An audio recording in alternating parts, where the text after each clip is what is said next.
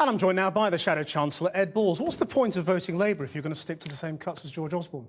Well, look, first of all, the point of voting Labour would be a bank bonus tax to get every young person back to work, not cutting taxes for the richest people, but giving real help to families through more tax credits rather than this tax credit freeze. But you think this plan is wrong, don't you? Well, hang on. And you're going to stick to it? Hang on. A business investment bank to support a new industrial policy, energy reform to get the investment we need in, jobs, growth, higher living standards, because unless you get that growth, we won't get the deficit coming down. What I was also saying today, though, was if George Osborne's plan continues to fail, not just on living standards and growth, but on deficit reduction too, it's going to be very, very difficult for Labour, and we'll be making choices in a much more constrained environment than anybody's going to like. Well, why are you sticking to a plan that you say is wrong?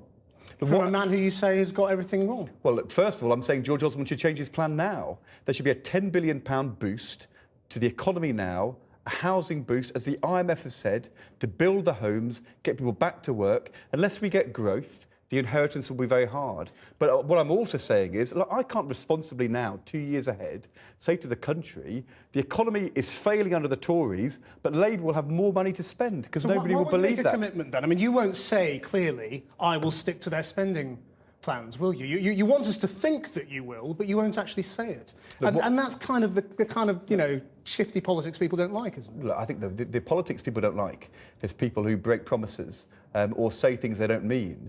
I can't make promises now 2 years ahead because I don't know where the economy will be, but the direction of travel here is very clear.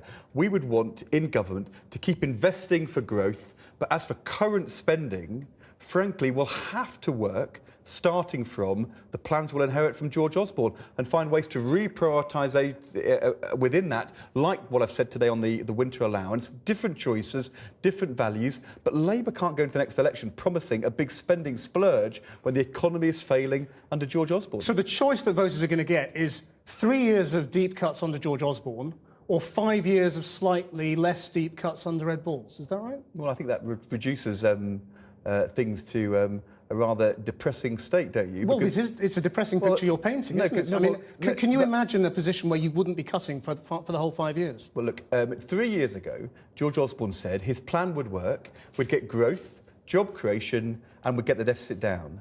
I have consistently said that austerity economics won't work, and you need a long-term plan for growth, to get the economy moving, to get the tax revenues for the deficit. That's the argument I'm making today in this speech. And a Labour government would have a jobs and growth plan to get the economy moving.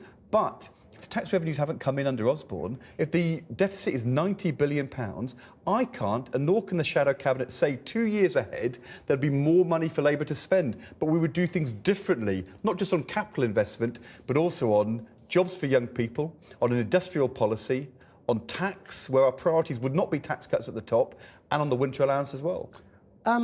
So if you want to spend more now, you're still in favour of a VAT cut, aren't you? Yep. And you want the IMF investment spending. Doesn't that mean it's going to take longer to recoup all that money? Well, so you're going to have more spending cuts for longer?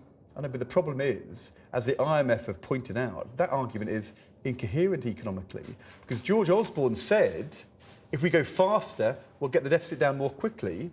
He's taking years longer than he planned because he's failed on growth. If you can get the economy moving now, that is actually the way, not just to deal with living standards and long-term unemployment, but also to get the tax revenues coming in, to get the deficit down. I want a deficit reduction plan, but I know I can't deliver that without growth. All right, and is the winter fuel payment the only universal benefit that you're looking at, or are the others in jeopardy too? I've said today very clearly, there's certain parts of the welfare state which are universal. The basic pension, free prescription charges for pensioners. I actually think free bus travel as well is very important for pensioners, so they're all for their mobility. For them, I think those are important and universal. I'm not suggesting taking those away, but there's other payments like the winter allowance, which we introduced in government in a universal way when we could do so, which frankly today, if I want to safeguard that, for most middle and low-income pensioners, 95%, I've got to say, to the richest 5% of pensioners with incomes over £42,000, I can't justify continuing to pay that to you. I want to safeguard those things so I can keep the winter allowance for most pensioners.